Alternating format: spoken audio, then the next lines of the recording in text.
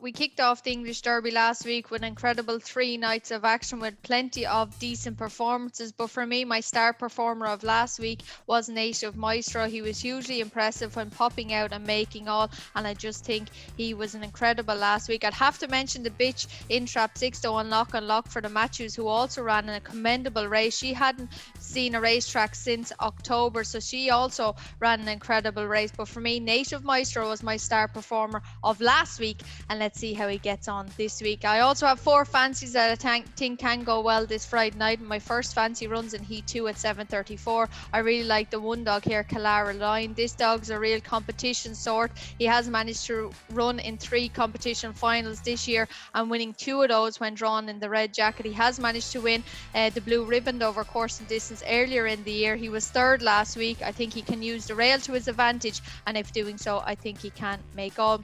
My next selection runs in the very next heat, Heat 3, and I fancy the bitch Trap 5, BALLYMAC AERIEL. Now, this is a tricky enough race to call with Traps 3 and 4, both last time out winners, but I fancy AERIEL to run a big race. She found herself in an extremely tough heat last week, which was packed with early pace.